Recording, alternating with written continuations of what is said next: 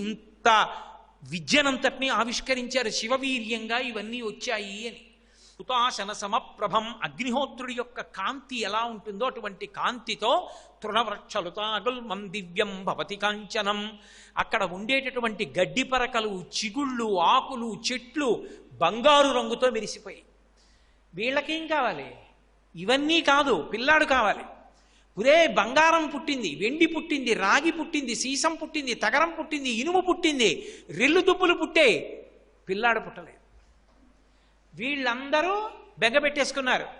ఆ పిల్లవాడు పుట్టలేదో ఇక మార్గం లేదు ఇక లోకానికి. అందుకే సుబ్రహ్మణ్యావతారమునందు ఏర్పడినటువంటి ఉత్కంఠ ఒకరితో సరిపోలేదు.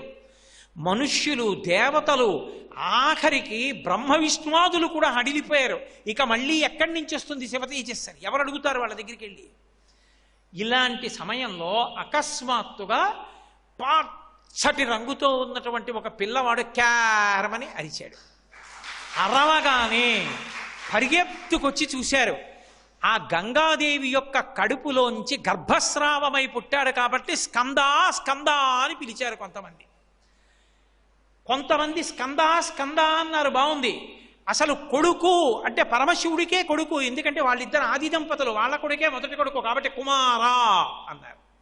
పుడుతూనే పరమ బ్రహ్మజ్ఞానంతో పుట్టాడు కాబట్టి సుబ్రహ్మణ్య అని కొంతమంది పిలిచారు. ఒక్కొక్కళ్ళు ఒక్కొక్క పేరుతో పిలిచారు, బాగానే ఉంది. పుట్టిన పిల్లాడు ఎలా? పిల్లాడు బతకాలి అంటే పాలిచ్చేవాళ్ళు ఉండద్దు. పాలిచ్చేవాళ్ళు ఎక్కడున్నారు? ఎవరు పాలిస్తారా పిల్లాడికి? గంగ తీసుకొచ్చి విడిచిపెట్టేసింది. పాలివ్వకపోతే పిల్లాడికి ఏమైనా అయితే, ఇప్పటికి గర్భస్రావమై పుట్టాడు, ఆ పిల్లాడికి పాలివ్వకపోతే? అందుకని దేవతలందరూ పిల్లాడికి పాలిచ్చేవాళ్ళు కావాలి అని కృత్తికల్ని స్మరించారు. కృత్తికలు అంటే కృత్తికా నక్షత్రం, కార్తీక మాసం. కృత్తికలు అంటే వాళ్ళు మాతలు అని పేరు, దేవమాతలు, లోకమాతలు. వాళ్ళు ఎప్పుడు లోకాలని అనుగ్రహిస్తూ ఉంటారు, కృత్తికలు అంటారు వాళ్ళని. ఆ కృత్తికల్ని ప్రార్థించారు. మీరు లోక సంరక్షకులు, పార్వతీదేవి యొక్క స్వరూపాలే అవి, కాబట్టి అమ్మా మీరు వచ్చి పాలివ్వండి అన్నారు. వాళ్ళందరూ వచ్చి నిలబడి ఇలా నించున్నారు. అయ్యో నించున్నారు, పిల్లాడు ఏమైనా అయిపోతాడు, పాలివ్వండి అన్నారు. వాళ్ళన్నారు తతుహు పుత్రోయమస్మాకం సర్వాతామితి నిశ్చిత తతుహు పుత్రోయమస్మాకం సర్వాసామితి నిశ్చితాః అన్నారు. ఇస్తాం. తా క్షీరం జాతమాత్రస్య కృత్వా సమయముత్తమం. వాళ్ళకి మంచి అవకాశం వచ్చింది. ఇప్పుడు బేరం ఆడడానికి ఏం అవకాశం లేదు. వాళ్ళు ఏమడిగితే అది ఒప్పుకోవాలంటే వాళ్ళు పాలివ్వరు. పోత పాలకు పిల్లాడు బతుకుతాడని నమ్మకం లేదు. ఆ పిల్లాడికి పాలివ్వగలిగిన వాళ్ళు కృత్తికలు ఒక్కళ్ళే. క్షేత్రం కోసం వెతికి వెతికి దెబ్బతిన్నారు ఇప్పటిదాకా. ఇప్పుడు కృత్తికలతో బేరాలాడితే లేనిపోను గొడవ. అందుకని కృత్వా సమయముత్తమం, సమయాన్ని అనుసరించి వాళ్ళు బేరం ఆడారు. ఏమని? పాలివ్వండమ్మా అంటే వాళ్ళన్నారు ఇస్తాం, కానీ ఇచ్చిన తర్వాత ఈ పిల్లాడిని మీ అవసరానికి పట్టుకుపోతారు, మాకు ఆ పిల్లాడికి ఏమిటి సంబంధం అంటే? అందుకని ఒక పని చేయండి, ఆ పిల్లవాడికి మేము తల్లులం అని మాకు కూడా మాతృత్వం ఇస్తే మా పాలిస్తామన్నారు. అయ్య బాబోయ్ మీకు పిల్లాడే ఇవ్వండి అన్నారు. అనగానే కృత్తికలు 6 ఆ పిల్లాడి దగ్గర చేరి పాలిద్దాం అనుకుంటే ఆ పిల్లవాడు 6 ముఖాలు పొంది పాలు తాగాడు. 6 ముఖాలతో పాలు తాగుతుంటే షడాననా అని పిలిచారు. కృత్తికలు పాలు తాగాడు కాబట్టి కార్తికేయ అని పిలిచాడు. లోకమాతల యొక్క పాలు తాగి బతికిన పిల్లవాడు కాబట్టి కార్తికేయుడు అని పేరు. ద్రవిడ దేశంలో ఎక్కువ పెట్టుకుంటారు కార్తికేయ శర్మ అని. కాబట్టి తతుహు వాళ్ళు వెంటనే దేవతలందరూ కూడా వాళ్ళ కార్తికేయ మితబ్రువన్ పుత్రస్థైలోక్య విఖ్యాతో భవిష్యతి నిసంశయ. వాళ్ళు వరం ఇచ్చారు, మీరేమీ బెంగపెట్టుకోకండి, పిల్లాడికి పాలివ్వండి. వీణ్ణి ఎప్పుడైనా ఎక్కడైనా పిలిచినప్పుడు కార్తికేయుడు అని పిలుస్తారు. అందుకే పిల్లాడిని కార్తికేయ కార్తికేయ అని పిలిస్తే లోకమాతలందరూ సంతోషిస్తుంటారు. సంతోషించి ఆ పిల్లవాడి అభివృద్ధికి కారణమవుతారు. మగపిల్లవాడు పుట్టినప్పుడు పెట్టుకోవడానికి పరమయోగ్యమైన పేర్లలో ఒక పేరు కార్తికేయ శర్మ. ఎందుచేత అంటే 6 అక్షరాలతో వర్మ రాచరికమైతే, దేంటే గుప్త వైశ్యులైతే, దాస 4వ వర్ణం వారైతే, కార్తికేయ అన్న నామం మాత్రం మిగిలిన 2 అక్షరాలతో కలిసి 6 అక్షరాలతో సరి సంఖ్యతో మగపిల్లవాడికి పెట్టడానికి పరమయోగ్యమైన పేరు. ఆ పేరు పెట్టి పిలిస్తే చాలట, తల్లిలోకి కృత్తికలు ప్రవేశిస్తారు, ఆ పిల్లవాడు దీర్ఘాయుష్మంతుడు అవుతాడు. దీర్ఘాయుష్మంతుడై లోకమాతల యొక్క అనుగ్రహం కలుగుతుంది. కాబట్టి మేమందరం కూడా అనుగ్రహిస్తున్నాం అని దేవతలు అన్నారు. వీరు మీ కొడుకే, కాబట్టి కార్తికేయ అని పిలుస్తున్నాం అన్నారు. ఇప్పుడు ఆ పిల్లాడికి ఇంకో పేరు వచ్చింది, కార్తికేయుడు. లోకంలో ఎక్కడైనా భగవానుడు గుణముల ఆవిష్కారణముల చేత పేర్లు పొందాడు. సుబ్రహ్మణ్యోత్పత్తిలో మాత్రం ఆయన పుడుతూనే, ఆయన పుట్టుకలోనే అనేకమైనటువంటి వింత వింత సంఘటనలు జరిగిపోయి మలుపులు తిరిగిపోయినటువంటి కారణం చేత ఆయనకి అన్ని పేర్లు వచ్చేసాయి. కార్తికేయ అని పిలిచారు. కార్తికేయ మితబ్రువన్న. ఇప్పుడు ఈ పిల్లవాడు ఏం చేశాడు అంటే, వాళ్ళ దగ్గర పాలు ఎన్ని మాటలు తాగాడు అంటే, గృహీత్వా క్షీరమేకాహ్న, ఒకే రోజు పగలు ఒక్కసారి పాలు తాగాట. తాగి సుకుమార వపుస్తథ, ఎంత సుకుమారమైనటువంటి శరీరాన్ని పొందాడో తెలుసా? ఉత్తర క్షణంలో లోకంలో అందము అన్న మాట వాడితే తల్లిదే, జగన్మాత పార్వతీదేవిది. పార్వతీదేవి యొక్క సౌందర్యం ఎలా ఉంటుందో అంత అందంగా, అంత మెత్తటి శరీరంతో అంత అందమైన పిల్లవాడిగా అయిపోయాడు. సుకుమార వపుస్తథ అయిపోయి వెంటనే ఆ ఒక్కరోజు సాయంకాలానికి పాలు తాగడం, లేవడం, అస్త్రాన్ని సంధించడం, ఆ తారకాసురుడి మీద ప్రయోగించడం కూడా అయిపోయి తారకాసురుడి మీద ప్రయోగించడం ఏమిటి, ఆ రాక్షసుడు మరణించాడు. వెంటనే రాక్షసుడి యొక్క సైన్యాలన్నీ యుద్ధానికి వచ్చాయి. మహానుభావుడైనటువంటి సుబ్రహ్మణ్యేశ్వర స్వామి పుట్టినరోజు సాయంకాలానికే రాక్షస సంహారం చేశారు అని చెప్పబడింది. అందుకని ఆ వచ్చినటువంటి వాళ్ళందరినీ కూడా సంహారం చేసి దేవతలందరినీ కూడా కాపాడితే, ఆయనకప్పుడు దేవసేనకి మీరు ఆధిపత్యంలో ఉంటే మాకు ఇవే ఇబ్బందులు ఉండవని దేవసేనకంతటికి కూడా అధిపతిగా పట్టాభిషేకం చేశాడు ఇంద్రుడు. అందుకని దేవసేనాధ్యక్షుడయ్యాడు. ఎవరు? మళ్ళీ వెనక్కి రండి, సనత్కుమారాచార్యుల వారు. ఎందుకని? పార్వతీ పరమేశ్వరులు ఇద్దరూ వెళ్ళి వరం అడుగమన్నప్పుడు మీరే వరం అడగండి అంటే ఆయన ఏమన్నారు? ఒక్క శివుడికే బిడ్డడిగా వస్తానన్నారు. ఒక్క శివుడికే బిడ్డడిగా వస్తానంటే ఎలాగయ్యా, నాకు బిడ్డడిగా రావాలందమ్మ, అయితే శరవణ తటాకంలోంచి వస్తానన్నారు. అందుకని గంగ విడిచిపెడితే హిమవత్పర్వత పాదాలలో శరవణ తటాకంలో పడి పైకి లేచి అమ్మ సంబంధంతో 5 భూతములతో సంబంధం ఉండి పరబ్రహ్మస్వరూపంగా, అందుకే ఆయన ఈ పృథివీ మీద ఎక్కడ ఉన్నా కొండల మీద ఉంటారు. మొట్టమొదట భూమి భరించింది.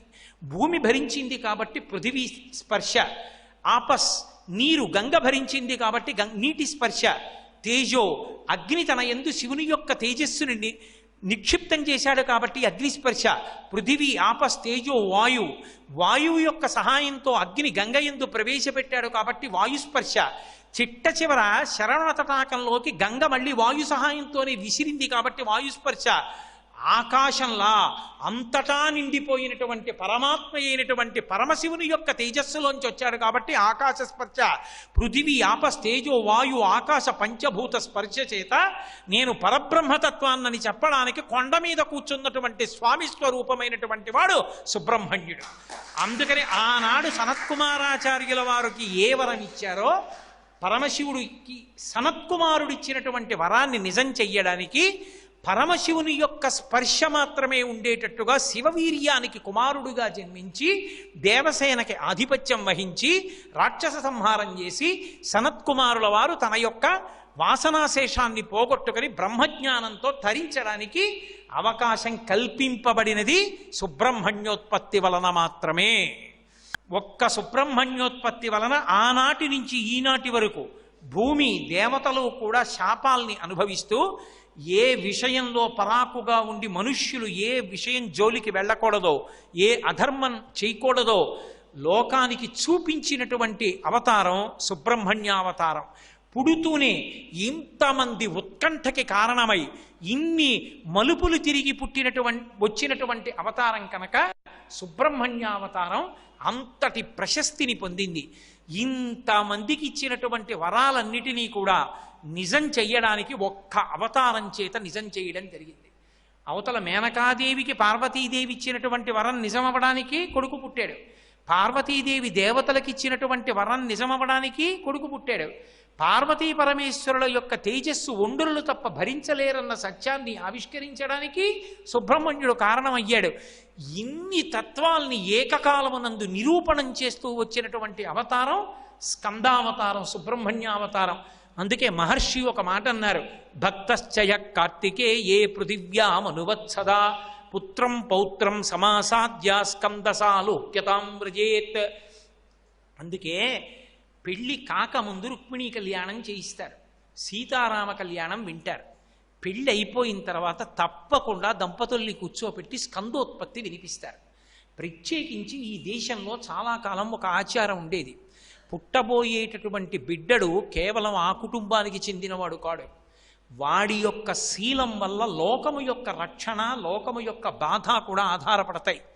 కడుపున పుడుతున్న బిడ్డన్ని యోగ్యుడైనటువంటి వాడు పుట్టేటట్టుగా చూసుకోవాలి అంటే వైదికమైన పెద్ద పెద్ద క్రతువుల జోలికి వెళ్ళలేమన్నప్పుడు లోకంలో ఉన్న ఒకే ఒక్క తేలికైన మార్గము ఒక్కటే. శ్రీరామాయణం బాలకాండలో ఉన్న స్కందోత్పత్తిని వినడం ఒక్కటే. ఎవరు సుబ్రహ్మణ్య జననం వింటారో, సుబ్రహ్మణ్యావతార ప్రశస్తిని వింటారో వాళ్ళందరికీ అసలు ఫలశ్రుతి చెప్పడం అలవాటు లేని వాల్మీకి మహర్షి ఫలశ్రుతి చెప్పారు. అందుకే ఈ లోకంలో ఇక్కడ ఏ నరులు స్కందోత్పత్తిని వింటున్నారో వాళ్ళందరికీ కూడా పుత్రం పౌత్రం సమాసాద్య, వాళ్ళు కొడుకుని పొందుతారు, మనవల్ని పొందుతారు. కొడుకులు మనవలు కూడా ఉత్తములైనటువంటి వారిని పొంది ఇక్కడ సమస్త సుఖములను పొంది చాలా తేలికగా శరీరం నుంచి జీవుడు విడిపోయి స్కందసాలోక్యతాం వ్రజేత్, అంచెమునందు సుబ్రహ్మణ్య లోకాన్ని పొందుతారు. అంత గొప్ప ఘట్టం స్కందోత్పత్తి. కుమార సంభవంలో కాళిదాసు గారు వాల్మీకి మహర్షి పెట్టిన పేరే తీసుకుని వర్ణించిన స్కందోత్పత్తిని ప్రధానంగా పారాయణానికి చేసేది మాత్రం ఒక్క రామాయణం బాలకాండలోదే పారాయణ చేస్తారు. అప్పటికీ ఇప్పటికీ ఎప్పటికీ స్కందోత్పత్తి అంత గొప్పది. నేను సభాముఖంగా చెప్తున్నానని మీరు అనుకోకండి. మా గోపాలకృష్ణ గారికి తెలుసు, నాతో తిరిగిన ఎందరో పెద్దలకి తెలుసు. ఎట్టి పరిస్థితుల్లో ఈమె బిడ్డడికి జన్మనివ్వలేదు, ఈమె బిడ్డడికి జన్మనిస్తే ఆ బిడ్డడిని చూసుకోవడానికి ఈమె ఉండదు అని చెప్పినటువంటి విషయాల్లో కూడా స్కందోత్పత్తిని పారాయణం చేసి తల్లి బిడ్డలు ఎంతో సంతోషంగా హాయిగా ఆనందంగా ఉన్న వాళ్ళు ఇప్పటికీ ఎంతోమంది ఉన్నారు. అంత గొప్పది. అందుకే గర్భిణీ స్త్రీలు తప్పకుండా వింటారు స్కందోత్పత్తిని పారాయణ చేస్తారు. సుబ్రహ్మణ్యుడు సుబ్రహ్మణ్యుడిగా అవతరించడమే కాకుండా ఆయన ఈ దేశానికి సనాతన ధర్మానికి చేసినటువంటి మహోత్కృష్టమైనటువంటి సేవ ఒకటి ఉన్నది. మనకి పరమశివునికి 2 కుమారులు అని, అందులో ప్రత్యేకించి దక్షిణ దేశంలో తమిళ దేశం వైపు పిళ్ళయార్ అని పిలుస్తూ ఉంటారు విఘ్నేశ్వరుణ్ణి. పిళ్ళయార్ అంటే పెద్ద కొడుకు గారు అని గౌరవవాచకం. పెద్ద కొడుకు విఘ్నేశ్వరుడు, కుమార శబ్దము చేత 2వ కుమారుడు సుబ్రహ్మణ్యుడు. సుబ్రహ్మణ్యుడు మహాజ్ఞాని. పరమశివుడు ఎంతటి జ్ఞానియో అంతకన్నా ఎక్కువ జ్ఞాని. జ్ఞానమునందు యథార్థమునకు ఒకరికన్నా ఒకరు ఎక్కువ అన్నమాట ఉండదు. బ్రహ్మతత్వాన్ని అనుభవించడం అనేటటువంటి స్థాయికి వెళ్ళిన తరువాత ఇక అదే కట్టకడపట్టి స్థాయి. ఇక అది దాటి ఉండడానికి ఇంకొకటి ఉండదు. బ్రహ్మాన్ని అనుభవించిన స్థితి ఏది ఉంటుందో, ఎక్కడ బ్రహ్మాన్ని అనుభవించి తాను బ్రహ్మముగా నిలబడిపోతాడో అదే జ్ఞానమునందు చిట్ట చివరి స్థితి. కానీ పరమశివుని కన్నా కూడా జ్ఞానమునందు ఒక విషయంలో సుబ్రహ్మణ్యుడు అధికుడు అనేటటువంటి స్థితిని పొందాడు. అలా పొందడం ఏదో వాదోపవాదముల చేతనో పరమశివుడికి తెలియనటువంటి ఒక విషయాన్ని సుబ్రహ్మణ్యుడు చెప్పాడనో అక్కడ అర్థం చేసుకోకూడదు. అంత గొప్పవాడైనా తండ్రికి ఒక కోరిక మిగిలిపోయింది పరమేశ్వరుడికి. ఏమిటి ఆ కోరిక అంటే, ఆయనకి ఏ విషయంలోనైనా నేను ఒక విషయాన్ని సభలో చెప్తే అంతకన్నా బాగా నాకు చెప్పేవాడు ఒకడు ఉన్నాడన్న కోరిక ఆయనకి తీరలేదు. ఎప్పుడు చెప్పినా లోకానికి ఏదైనా చెప్పవలసి వస్తే చెప్పేవాడెవరు అంటే పరమశివుడే చెప్తూ ఉంటాడు. అది చెప్పడం కూడా గమ్మత్తు ఎక్కడుంటుందంటే, మౌనంతో ప్రారంభం చేసి వాక్యంతో చెప్పడం వరకు అన్నీ కూడా పరమేశ్వరుడే చెప్తాడు. అందుకే మీరు చూడండి, ఎప్పుడైనా ఒక శ్రావణ మాసంలో వచ్చేటటువంటి శుక్రవారం నాడు చేసేటటువంటి వ్రతకల్పం ఎలా రావాలి అంటే, పార్వతీదేవి పరమేశ్వరుణ్ణి అడిగితే లోకంలో అది ప్రకాశిస్తుంది. అలాగే ఏ నామాన్ని సులువుగా పలికినంత మాత్రం చేత విష్ణు సహస్రనామ స్తోత్రాన్ని పారాయణ చేసినటువంటి ఫలితాన్ని పొందుతారని కేనోపాయేన లఘున అంటూ పార్వతీదేవి పరమేశ్వరుణ్ణి అడిగితే శ్రీరామ రామ రామేతి రమే రామే మనోరమే సహస్రనామ తత్తుల్యం రామనామ వరాననే. శ్రీరామ శ్రీరామ శ్రీరామ అని 3 మాటలంటే అది విష్ణు సహస్రనామ స్తోత్ర పారాయణకి తుల్యమవుతుంది అని ఆయనే చెప్తాడు. లోకంలో ఎక్కడ ఏ విషయం బయటికి వచ్చినా అసలు ఈ శబ్ద సృష్టికంతటికీ కారణం ఆయన చేతిలో ఉన్నటువంటి ఢమరుకం మోగడం. అందుకని మౌనం దగ్గర నుంచి వాక్యాన్ని చెప్పడం వరకు శంకరుడి యొక్క అధీనమై ఉంటుంది. అందుచేత పరమశివుని కన్నా గొప్పగా చెప్పాడన్నవాడు లోకంలో ఇంకెవరు ఉండడు. ఆయన కన్నా తెలిసిన్నవాడు ఉన్నాడన్నవాడు ఉండడు. ఎందుచేత అంటే లోకంలో సృష్టి అంతా ఎవరిలోకి వెళ్ళిపోయిందో వాడిలోంచే బయటికి రావాలి. లయం అయినప్పుడు అన్నీ ఆయనలోకే వెడతాయి. మళ్ళీ బయటికి వచ్చేది కూడా ఆయనలోంచే బయటికి రావాలి. ఆయన బయటికి తెచ్చి కొంతసేపు ఉంచినప్పుడు స్థితికారుడు విష్ణువు అయి ఉంటాడు. ఆయనే బయటికి వదిలినప్పుడు సృష్టికర్త అయి బ్రహ్మ అవుతాడు. మళ్ళీ లోపలికి పుచ్చుకున్నప్పుడు లయకారుడై మహేశ్వరుడు అవుతాడు. అందుకని 3 రూపములు ఆయనవే అయి ఉంటాయి. అందుకే పరమశివ తత్వమునందు నటరాజతత్వము అంత గొప్పదై ఉంటుంది. నటరాజతత్వంలో ఒక చేతిలో ఢమరుకం పట్టుకుంటాడు, ఒక చేతిలో అగ్నిహోత్రం పట్టుకుంటాడు. మధ్యలో ముఖం చిరునవ్వుతో ఉంటుంది. అది త్రిమూర్త్యాత్మకమైనటువంటి స్వరూపం. ఢమరుకం శబ్దానికి ప్రతీక, అది సృష్టికి ప్రతీక. సృష్టి చతుర్ముఖ బ్రహ్మగారిది కాబట్టి ఆ ఢమరుకము చేత ఆయన సృష్టికర్త, ఆ చిరునవ్వు చేత ఆయన స్థితికర్త, అంటే లోకాల్ని నిలబెడతాడు. అగ్నిహోత్రాన్ని చేతిలో పట్టుకున్న కారణం చేత లయకర్త, ఆయనే అన్నిటినీ తనలోకి తీసుకుంటాడు. సృష్టికర్త, స్థితికర్త, ప్రళయకర్త కూడా ఆయనే అయి ఉంటాడు. అందుకే భాగవతంలో 3 మూర్తులకును 3 రూపములకు 3 కాలములకు మూలమగుచు భేదమగుచు తుదిక భేదమయ్యొప్పారు బ్రహ్మమనగ నీవే పాలనయనా అంటారు. 3గా కనపడుతూ 3 కాక ఒక్కటై ఉన్నవాడెవరు అంటే పరమశివుడే. ఆ శివతత్వము అవగతము కావాలి అంటే మాయ తొలగాలి. ఆ మాయ తొలగడానికి కూడా మళ్ళీ అమ్మవారే కారణం. అందుకే శంకర భగవత్పాదులు సౌందర్యలహరి చేస్తూ ఒక మాట అంటారు, మహామాయా విశ్వం భ్రమయసి పరబ్రహ్మ మహిషి అంటారు.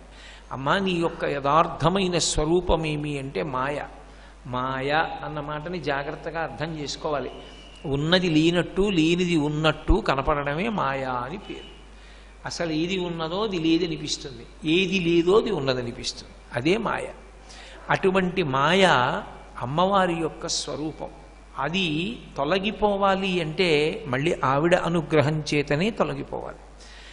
ఆవిడ అనుగ్రహంతో మాయ తొలగితే తెర పైకెత్తితే కనపడేవారెవరు అంటే పరమశివుడు కనపడతాడు. కాబట్టి అన్నీ ఆయనే అయ్యున్నప్పుడు ఇక ఆయన కన్నా భిన్నమైనది లేనప్పుడు లోకంలో ఆయనకి తెలియనిది అన్నదొకటి ఉండే అవకాశం కూడా ఉండదు. మీరు ఎప్పుడూ ఒకటి గుర్తుపెట్టుకోవాలి, అసలు ఉన్నది ఒక పదార్థమైతేనే పూర్ణత్వం, ఒకటి కన్నా ఎక్కువైతే ఘర్షణ ఉంటుంది. ఉన్నది ఒక్క శివతత్వమే కనుక ఆయనకి తెలియనిది అన్నది ఒకటి ఉండే అవకాశం లేదు. లేనప్పుడు ఆయనకున్న కోరిక ఎలా తీరుతుంది? ఆయనకున్న కోరిక ఏమిటి? నాకన్నా బాగా చెప్పేవాడు ఉండాలి, అంటే ఆయనకన్నా బాగా తెలిసిన్నవాడు ఉండాలి. అది చమత్కారం ఏమిటంటే లోకంలో సత్కారము అని ఒక మాట, సమ్మానము అంటుంటారు. ఒక మహావిద్వాంసుడికి గొప్ప సత్కారం ఏది అంటే తన కొడుకు చేతిలో తాను ఓడిపోవడం. పుత్రాదిచ్చేత్ పరాజయం అని. తన కొడుకు చేతిలో తాను ఓడిపోయాడు అనుకోండి, నా కొడుకు ఇంత విద్వాంసుడయ్యాడు అని అంతకన్నా తృప్తి ఇంకొకటి ఉండదు. కాబట్టి పరమశివునికి మిగిలిపోయిన ఒకే ఒక్క కోరిక ఏమిటి అంటే నాకన్నా నా కొడుకు మహావిద్వాంసుడై ఉండాలి. హేరంబీచ గుహీచ హర్షభరితం వాత్సల్యమంకూరయన్ మారద్రోహిణి పురుషే సహభువం ప్రేమాంకురం వ్యంజయన్ ఆనమ్రీషు జనీషు పూర్ణకరుణా వైదగ్ధ్యముత్తాలయ అంటారు మూకశంకరులు మూకపంచశతిలో. ఆమెకి ఏమిటి లోటు? ఆవిడికి ఏం లోటు లేదు, ఆయనకి లోటు లేదు. కాబట్టి వాళ్ళిద్దరూ పూర్ణులు. అటువంటి వాడికి ఎప్పుడైనా శాస్త్ర సంబంధమైనటువంటి విషయాన్ని చెప్పేటప్పుడు నేనింతవరకు ఎలా చెప్తున్నానో అంతకన్నా చాలా బాగా ఈ విషయం చెప్పాడే అన్నవాడు ఒకడు దొరికితే తనకన్నా బాగా వాడు చెప్పాడన్నటువంటి తన తృప్తియే తను పరాజయాన్ని పొందాడనడానికి కారణం. అలా చెప్పినవాడు లేడు. అలా చెప్పినవాడు ఎవరంటే సుబ్రహ్మణ్యుడు ఒక్కడే. అందుకే గుహ శబ్దం అన్వయమైంది ఆయనకి. గుహ అన్న మాటకు అర్థం ఏంటంటే ఆత్మస్వరూపి అని. లోకంలో ఎంగిలి చేయబడినటువంటి వస్తువు అన్నది లేదు సృష్టిలో. సృష్టిలో ప్రతి వస్తువు ఎంగిలి. ఎందుచేత అంటే మనం తింటే కదండి ఎంగిలి అనుకోకండి. నేను దాని గురించి మాట్లాడితే అది ఎంగిలి అయిపోతుంది. ఎందుకంటే నేను మాట్లాడినప్పుడు నేను నోటితో మాట్లాడతాను, నా నాలుకలు మీదకి అది వచ్చింది కాబట్టి అది ఎంగిలైపోయిందని గుర్తు. లోకంలో ఏదైనా ఎంగిలి అవుతుంది. ఎంగిలి కానిదంటూ ఉంటే ఒక్కటే ఉంటుంది. ఏది అంటే ఆత్మ. దాన్ని వాక్కులతో చెప్పడం కుదరదు, అనుభవంలోనే మిగులుతుంది. ఇక ఎంగిలి కానిదేది అంటే ఆత్మ. అంతకన్నా పవిత్రమైనది వేరొకటి లేదు. రాశీభూతమైనటువంటి ఆత్మ యొక్క స్వరూపమే సుబ్రహ్మణ్యుడు. అందుకే ఆయన బ్రహ్మజ్ఞాన సంపన్నుడు, నైష్ఠిక బ్రహ్మచర్యంతో ఉంటాడు. అటువంటి వాడు ఒకానొకప్పుడు పరమశివుడి దగ్గరికి వచ్చి ఒక మాట అన్నాడు. నాన్నగారు, ప్రణవం గురించి నేను ఒక విషయం చెప్పాలనుకుంటున్నానన్నాడు. అసలు రాశీభూతమైన ప్రణవమే పరమశివుడు. చాలా మంచిది చెప్పు అన్నాడు. నాన్నగారు, ఒక సంప్రదాయం ఒకటి ఉంది లోకంలో. ఏదైనా ఒక విషయాన్ని జిజ్ఞాసువై వినాలి అనుకుంటే, అంటే నాకన్నా తెలియనిది చెప్తాడేమో అని అనుకుంటే చెప్పేవాడు ఎత్తు మీద కూర్చోవాలి, వినేవాడు కింద కూర్చోవాలి. అది మర్యాద. అలాగే కూర్చుంటాను. శివుడు కింద కూర్చున్నాడు, సుబ్రహ్మణ్యుడు పైన కూర్చున్నాడు. ప్రణవం యొక్క వ్యాఖ్యానాన్ని చెప్పాడు ఆయన.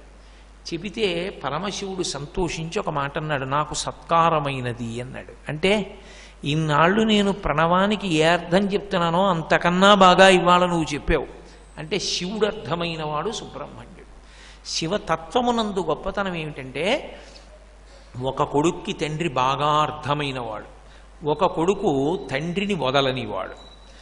లోకంలో కొడుకు అన్న శబ్దం చేత తండ్రి ఎక్కువ ప్రీతి ఎందుకు పొందుతాడు అంటే, ఆ కొడుకు దూరంగా ఉంటే తండ్రి సుఖపడతాడు అని లేదు. ఒక పురుషుడు అనుభవించేటటువంటి సుఖములలోకెల్లా చాలా గొప్ప సుఖమేది అని అడిగితే పుత్రగాత్ర పరిష్వంగము అని నిర్వచనం చేశారు. కుమారుణ్ణి కౌగిలించుకోవడం, కుమారుడితో కలిసి అన్నం తినడం, కుమారునితో కలిసి ఒక చూరు కింద పడుకోవడం, కొడుకుతో కలిసి ఉండడం, కొడుకుని ముట్టుకోగలగడం, తండ్రిని కొడుకు పలకరించడం, ప్రేమతో మాట్లాడడం, ఇంతకన్నా ఐశ్వర్యం తండ్రికి ఉండదు. అందుకే శాస్త్రం ఎరిగిన పెద్దలు ఒక వయస్సు వచ్చిన తరువాత ఏ ఉద్యోగ కారణంగానో కొంతకాలం దూరంగా ఉన్నా నేను పెద్దవాణ్ణి అవుతున్నాను అనగానే కొడుకు దగ్గరికన్నా వెళ్ళిపోతారు. అది వంశంలో సంప్రదాయం అయితే కొడుకు పెద్దవాడయ్యాడు అని అనుమానం వస్తే వానప్రస్థానికి వెళ్ళిపోతారు. ఒక చోట అంటారు, దిలీప మహారాజు భోజనం చేస్తున్నాడు సుదక్షిణాదేవితో. రఘుమహారాజు గారు లోపల ప్రవేశించి గట్టిగా పిలిచాడు ఎవరినో. గట్టిగా పిలిస్తే అన్నం తింటున్న దిలీపుడు తలెత్తి చూశాడు.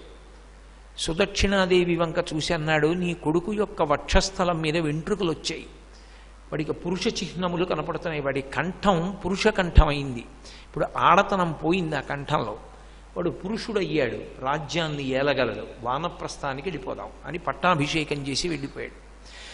ఇక్ష్వాకు వంశం అంతా కూడా వానప్రస్థానికి వెళ్ళడం అలవాటుగా ఉన్న వంశం.